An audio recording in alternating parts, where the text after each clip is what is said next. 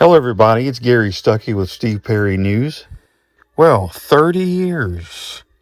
It's been 30 years since the release of For the Love of Strange Medicine by Steve Perry. Has it been that long? Wow. Yes, 30 years ago today, the second solo album from Steve was released. I remember getting the single. I've told the story before, but You Better Wait with the B-side, Stand Up Before It's Too Late. I got it on cassette single, saw it at Walmart, and was so excited.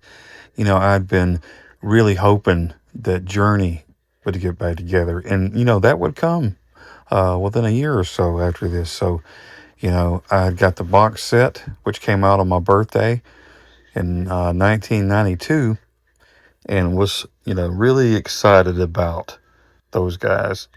I was always a huge fan of Journey, but got reacquainted with them when I got that box set. It just brought me uh, you know more excitement when I heard that, and it reignited the flame, I guess you could say, for Journey. And yeah, really wanted those guys to get back together. Now Steve released this album. I think Neil and Jonathan had solo albums about the same time, so I was excited about all of their albums. But For the Love of Strange Medicine, the lead single, You Better Wait, it made it to 29. It should have went higher, you know. But I know the fans always consider it a great song, regardless of what the charts say. Great lead single. It kind of reminded me of Don't Stop Believing in that pattern, the pattern of the chords. Uh, Great intro. I remember on the single version, where it says, you know, she was only a child, someone to hold on, and he's singing that kind of a cappella, and he's got the little keyboards in the background coming in. That wasn't on the single. So when I got the album or the CD, actually I think I got a cassette and then I got a CD, but when I got that album version, it was, different with that intro. So totally different intro, but really cool. And there was a radio edit. Also had the radio edit, so they cut off some of Lincoln Brewster's guitar. So the album version was longer, so it was different. So I was kind of pleased to hear the difference in those. And the album For the Love of Strange Medicine made it to number 15 on the charts. And yeah, once again, fans would say that album should have went to number one, but we'll take it. It did go gold just a few months after its release. That's 500,000 copies. Somebody in the media said it was a flop or something. It's not a flop when you sell 500,000 copies. I'm just saying, especially these days. But back then it was great too. That was during the time the alternative music was happening. It wasn't a very popular time for classic rock bands. But considering that it did that well, just think what would have happened if there wasn't that situation. But anyway, I want to tell you about a Steve Perry page on Facebook for fans of Steve. It's called Steve Perry Legacy. I've talked about them before. A great group to join. Some great people over there. The ladies that are in charge and started that page. It's been a few years now, and they're doing a great job. They go out of the way, really, and have all these little fun things to do, and pictures and games and trivia. Just, so much fun. And they stay on top of it. Patricia Bloomer, Davita Williams, and Denise Van Velsen. Uh, they really care for Steve, and they do a great job. So check out that page and follow the rules and become a member. I think you'll enjoy that. Congratulations on all the success of that page. They're currently doing the 30th anniversary tribute For the Love of Strange Medicine. Check them out. Yeah, join up today. Some other pages. Mary's got Addicted to Steve Perry, and Sherry's got For the Love of Steve Perry. So check out those pages. Check out the official Steve Perry group page on Facebook, where I'm a moderator, and you'll enjoy that too. And still be careful for the fake Steve Perry accounts. A lot of awesome musicians on this album. You know, Steve, of course, on there. Got Lincoln Brewster, who turned into a Christian artist right after this album. You've got Mike Porcaro on bass, you know, from Toto. Uh, Tim Miner on bass on a couple of tracks and on keyboards. You know, he helped Steve write Anyway and Missing You. You've got Moise Lucas on drums, who's also part of the touring band. You've got the keyboardist from Winger, Paul Taylor. Of course, he was in that touring band. All these guys helped co-write a lot of the songs on this album. Uh, yeah, Lincoln Brewster was in that band, if I didn't mention that. But yeah, really, really cool band. Paul Taylor even made a comment on my post this morning. Got to show you right there. And that was pretty cool.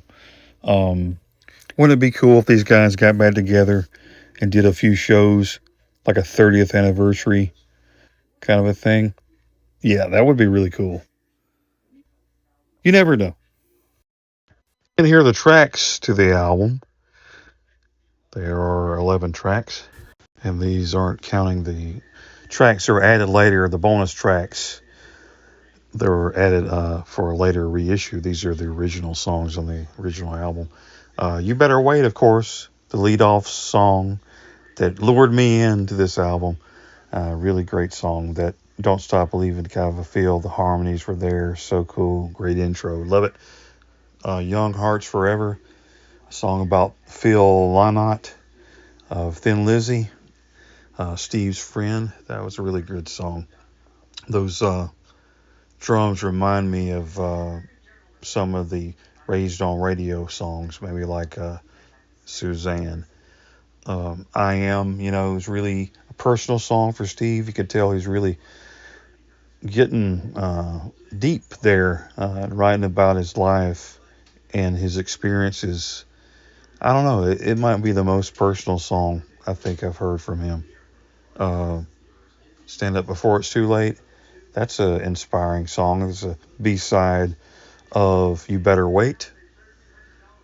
For the Love of Strange Medicine, the title track, talking about deep. And it really kind of gives you a lesson in life. It's like Steve is trying to warn you about things in life. Here's what you need to do. You know, do this, don't do that kind of a thing, you know. But I do like the message behind that and just the power of that song. Donna Please, you know, it's got a girl's name in there. You wonder, who is he talking about? What Donna is he talking about? Of course, it's about a woman that he's still thinking about, you know, that he remembers and can't let go of. There's Listen to Your Heart. He's trying to tell a woman to listen to her heart, maybe trying to coax her into coming back. And he says, you never listen. Tuesday Heartache. You know, this song, it really makes me think, and I have a story behind that I may have mentioned before, but a friend of mine was killed just as this album was released. So Tuesday Heartache, I found out he had died on a Tuesday, so it was really rough. And then the song Missing You, the Tim Miner song that he wrote with Steve and produced. Very sad songs that remind me of my friend Jeffrey. But, you know, as time has gone by, I can listen to those songs and they're okay now. But Missing You, there's a video on YouTube you need to check out about the writing process of that song. They're going back and forth, kind of giving out lines, and you can hear how the song comes together. That is really cool. And I'm still hoping I can talk to Tim Miner about his contributions to this album. Hope so one day. Somewhere There's Hope, maybe the most inspiring song Steve has ever done. Everybody needs to pay attention to this song and listen to it, especially in these times that we're living in. I mean, But I promise you this, somewhere there's hope. You don't have to look too far. Just look up. Um, and anyway, what was I saying? Anyway, of course, he's talking about Journey. That's his apology song to Journey. And you know, when I bought that Journey box set, the Time Cubed, it had the hopes of Journey reuniting. And then Steve came out with this album. And I'm thinking, maybe this is a sign. I hope that he comes back, gets back with Journey. And Neil and Jonathan were writing and making albums at the same time. I'm thinking maybe this is it. And then I hear that song anyway, and I'm thinking, that's an apology from Steve about his brothers. We believed in music, brothers till the end. Nothing stood between us, a fire burned within. Of course, he's talking about Journey. Yeah. And the rest is history. They got back together right after that. And of course, it all went to pot right after that. They went their separate ways, and Steve has been solo ever since. And there's been hopes and signs that it could happen, and some people haven't stopped believing. Others are like, it's never going to happen. But you never know. I always have hope. You know, Either way, it's going to be okay. I do think it's cool how a member of a band called Hardline, with Neil Sean and Dean Castronovo, the drummer for that band, if you'll remember, was Todd Jensen. Well, right after that band broke up, he decided to go on tour with Steve, right? Todd Jensen. And now he's the bass player for Journey. Maybe he's the go-between. Maybe he can say, hey, I remember Steve Wynn, and I can talk to him, and y'all could... I don't know. I thought that was pretty cool. And, of course, Tim Miner's friends with Jason Derlaka of Journey, keyboard player, and, they talk, and you never know. I'm not going to say never. I'm not going to give up that easily. But 30 years for the Love of Strange Medicine, an album, I would say, underrated. Should have been number one. Great songs on there. Should have been more singles. A song that's very personal, I believe. A song that's very different than any album I think I've heard. There's not a certain pattern, like I've said. There's not a certain flow. It changes a lot in the structure of the songs. The words don't go the normal route that a song would. I mean, maybe you'll understand what I'm trying to say, but maybe it's just because of the writing style and the time. But this album is very, I think, personal to Steve, and it really stands the test of time. It's a really good album. Everybody needs to check it out. If you haven't heard it already, For the Love of Strange Medicine, one of the best albums ever.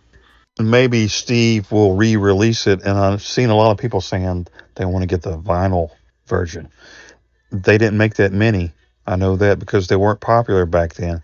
But maybe he'll re-release this, and you can get it on vinyl. I think he is. If I had to guess, since he's re-releasing some stuff, it might happen.